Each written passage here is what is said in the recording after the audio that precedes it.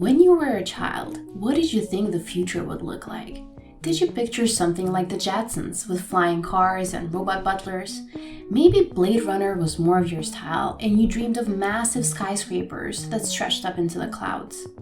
Would your younger self believe that what was in store was once-in-a-lifetime pandemic? Doubtful.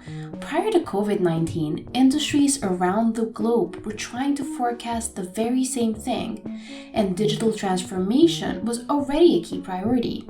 But the pandemic has accelerated this process by as many as 5 years, and when massive changes like this happen in such a short period of time, you need a mediator to help you guide through a changing landscape and data chaos. And that's where we come in. My name is Blerina Mike, Product Marketing Manager at Prosperoware, and I would like to welcome you to our very first podcast, ProsperoTune.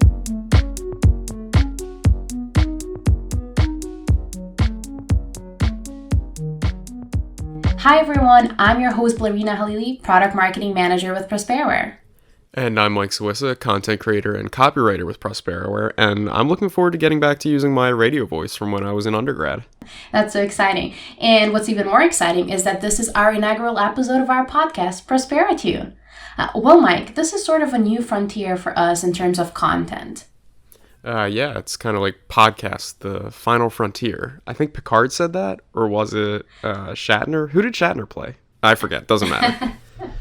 Yeah, well, a man ahead of his time or behind maybe. Well, anyway, as thought leaders in the legal tech industry, we're no strangers to pumping out content, whether it's white papers, blogs, webinars, vlogs, but never a podcast. So you and I are going to get into a little bit about how this project came about.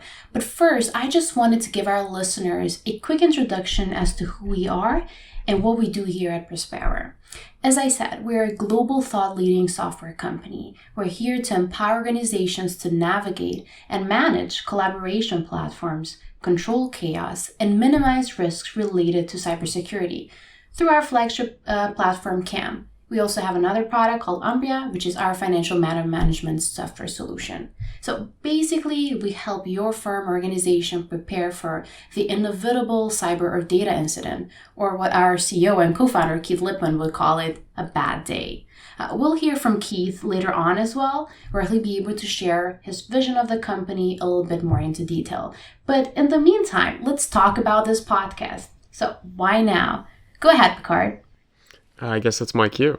Well, I think, this kind of goes back to the whole thought leadership idea that we keep bringing up. As thought leaders, we have, a responsibility to not only bring the latest trends, issues, and solutions to people, but also just share that general information around, people in the legal tech space as well. We're not throwing this podcast up behind a paywall or anything like that. This is a learning device. This is sort of, a conversation starter that we can do. And I think that type of, medium is something that we, had potentially been missing. You and I talked about this a lot when I was interviewing with you way back, and that, prior to the pandemic, we were so tapped into our screens already. And then once the pandemic hit, it just went to the nth degree.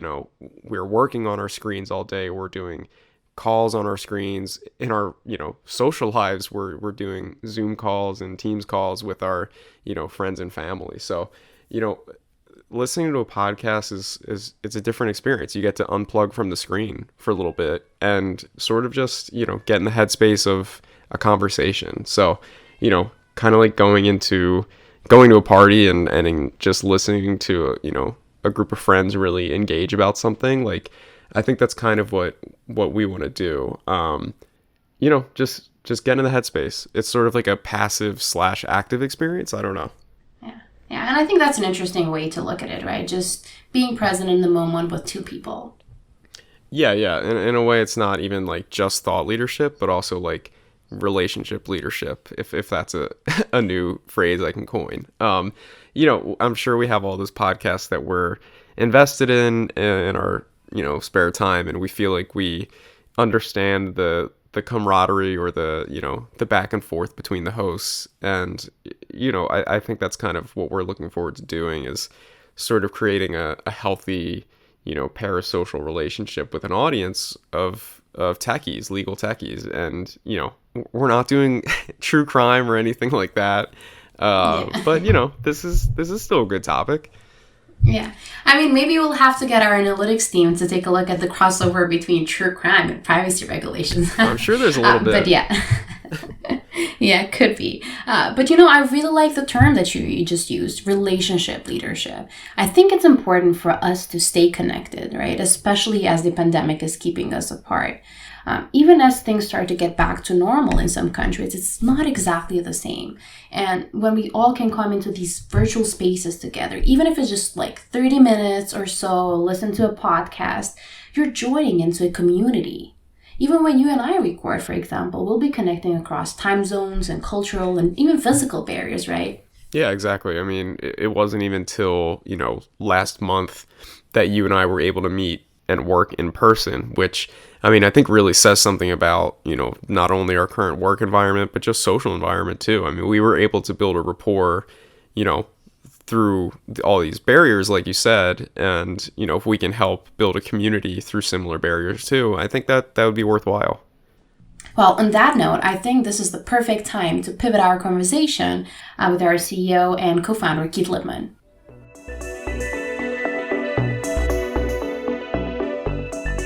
Keith Lipman is known as the transformational legal technologist by his peers in the industry, and he has pioneered what is known as a matter-centric approach to legal governance. Keith, how are you doing today? I'm fine.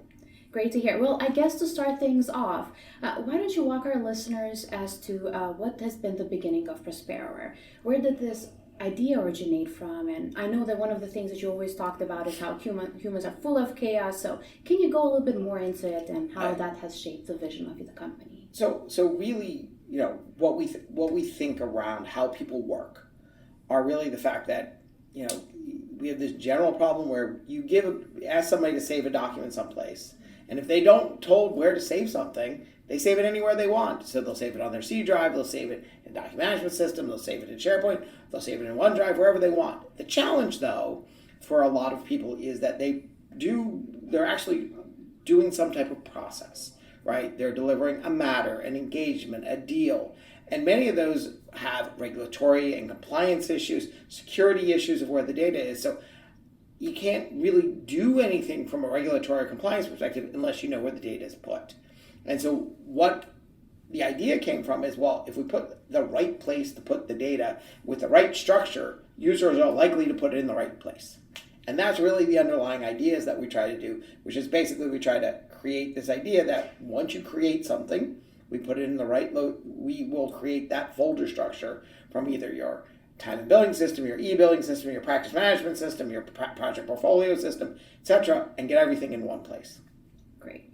And has this thinking shifted as we went into the pandemic? How have you responded to what you have seen, not only in the legal industry, but across industries? I think that, what has shifted in the pandemic is really fundamentally was the concept of work from home. Work from anywhere is the ultimate fundamental shift that we are still experiencing today that will really accelerate how people think about working together. So pre-pandemic, you could say, we don't really heavily need to use collaborative technology because I can pull everybody physically in the office and work together. During the pandemic, we all had to work from home. But now as we're looking post-pandemic, we need to figure out, we no longer considering work from home as a temporary measure. In fact, we now consider it as almost a permanent thing where people could work from anywhere, whether it be the beach in the Caribbean, whether it be somewhere in Europe, whether it be, somewhere in Spain, wherever you want to work, you can work. But it now creates different things. So when you can't physically be in front of someone and ask questions and ask that, you need to replace that with technology tools. And so really, you can see the birth and growth of Microsoft Teams as one of those primary things of how do we get people to work together. And now what we're seeing is kind of as the crisis of the pandemic has ended, people are looking at how do we do this systemically and do it across organizations and go forward throughout time. What about Teams specifically, do you think, has fostered this level of collaboration from home, from hybrid situations? Like, can you pinpoint it to any one specific thing? I think the thing with Microsoft Teams is you can simply provision it on the simple, very basic concept that it's from Microsoft. And Microsoft has put its full weight and full R&D backing behind this product to make it, to advance it as fast as possible to fit everybody's requirements. And that technology is really critical because in essence, almost every enterprise owns Office 365. Yeah. And so as a result, they have access to Teams and can use it and leverage it however they want. That changes their game. So what you can do is you can look at other collaborative technologies where organizations would need to buy into them, use them, get other users to use them who would have to figure out how to use it, versus Teams where we've started seeing everybody use it. Everybody's getting familiar with it. Everybody understands it works, even though it might change every day. I remember in my first week, I heard you coaching up part of the sales team and talking about, well, if they're using Outlook, they're using Teams. So like, it's exactly what you're saying. Teams is Microsoft, and Microsoft is everything, basically, right? Yeah. Exactly. And and now we're talking about this explosion of Microsoft Teams as being the virtual collaboration platform, now moving into the hybrid one. But do you see any challenges when it comes to, utilizing Teams for such purposes?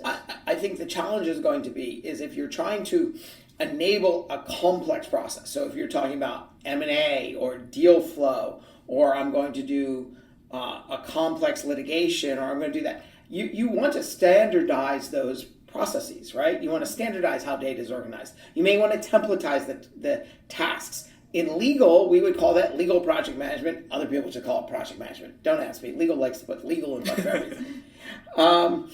But the end result is that's a lot, and as you start looking at these templates and the templates we've seen people start generating, they're quite complex. So how do you do this and create the same team in a very rapid manner, in a consistent manner from any system of record? That's a big challenge, right? Additionally, if you're an organization that delivers thousands to tens of thousands of projects, matters, engagements, deals, whatever, per year, that you need to do that repetitively. So you need to either dedicate resources or buy technology. And more importantly, you also need to track what those teams are about, because you don't really have an ability in Teams to store any metadata or meta information about who was responsible for delivering it, what was the project name, who was the client for, what practice area, what was the service delivery. All of that information is required to then apply compliance. And since we're speaking about compliance, I think just from the last year, we've seen an explosion of cyber attacks. And most recently with SolarWinds and Microsoft Exchange hack, it's showing that, no one is immune to these nation-state attacks. So from your side, how do you think organizations can protect themselves to prevent what you call yourself a bad day? Right. So the answer to the bad day is better process around security. So one of the things that people are going to have to fundamentally change is this idea that is in IT security, which is typically now called zero trust. You could also call it need to know, but it's really the concept of saying, hey, only the people who are working on a project should have access to the project. And that means if someone else needs to join, they need to get access. But even the next step past the need to know is then also looking at it and saying, well, do these people still need access to the project 30 days, 60 days, 90 days, 120 days later? Because the more information you have access to, when that bad day happens, the more likely you're going to have that data stolen for that user for their bad day. Sure. So, these are all things that people, workers, firms, organizations, et cetera, are going to have to sort of get used to moving forward with hybrid work. Do you think that, is that feasible for firms? Or are they almost kind of, that's just the nature of the game now? The future is hybrid work. I think the future is clearly hybrid work for at least the next 5 to 10 years. I don't think you're going to, I just saw an article today on the law firm space of lawyers now changing firms so they can continue to work from home. Wow. So clearly that is clearly indicative that hybrid work is not going away anytime soon. I think it's also really, with hybrid not going away, it's also people really saying, having to take security more seriously. Right, that's the other side of this, which is the risk is so high, it can no longer be something I don't care. It's someone else's problem. It's going to happen to somebody else. That's the other thing that's going to change, has needs to and has started to change. It's almost like the, ignorance about the law isn't an excuse, or this is to the nth degree of that, Right, because if the ignorance of the cybersecurity life, of the cybersecurity reality means that your intellectual property, your client's intellectual property is taken and leveraged for somebody else's gain, or even worse, destroyed so you don't have access to it, that's a big problem. Yeah, absolutely. And that makes the perfect case as to why organizations would need to think more about privacy and cybersecurity, even as we're moving into this remote hybrid shift working environments. So what would you say are some of the biggest takeaways from these conversations that you've been having and reading and just talking to some of the most prominent organizations? I think the biggest thing you're going to see people take away is really is that, in essence, the compliance folks, which were people who are saying, are we following the rules? And the security folks are going to need to get together, become one department, and start monitoring the organization. Are we doing this right? And that's going to be very different, right? So it's going to be, do too many people have access to this project? Why do we have this much access? Why is data going away? Who's copying it? What's going on? And it's going to start looking in many organizations like what broker-dealers need to do in monitoring their organizations for data flow to make sure that they're complying with things. It's going to take this idea that security and compliance are always going to be being concerned and looking at things. And what's critical, though, to make that happen in project-based industries is to know the context. And the context comes from metadata, right? The context of the project comes from, okay, we understand who should have access to this because we know what this is about and who it involves. That's really critical. And would you like to speak more about how Prospero is tackling some of these prominent challenges that you've been seeing? We are working fundamentally on what I term is a set of features around identity, access, and governance, really to basically improve how at a project level, at a person level, we govern the data around these things. And we see it getting more complicated. Because what we see is really the adoption of external users and the birth of, okay, now we're going to deliver projects across multiple organizations. That complexity is going to go through the roof of, as an example, let's say someone's working on 3 projects. They stop working on all 3 projects, but they still have a user account into your environment, and they have the ability to get to those 3 projects. So that is actually a whole. So what you need to understand, and this is where this kind of group, security and compliance group, needs to come together saying, okay, you don't need access anymore. Let's remove your account, and let's remove you from the access control list. And these are all types of problems that we're working on to make sure that organizations can operate with the least risk. Great. And have there been any other challenges that you have identified along the way as we've seen Microsoft Teams kind of explode into the collaboration platform in the industry? The challenge for I'll give the challenge for any vendor in this space where Microsoft is spending billions and billions of dollars in R&D is you've got to also keep up, right? Sure. So that is a big challenge for most organizations, is to understand that, as we've all experienced with Teams, is Microsoft changes it all the time, but they're also adding more features all the time. So understanding how fast you can build those out is also a challenge for everybody.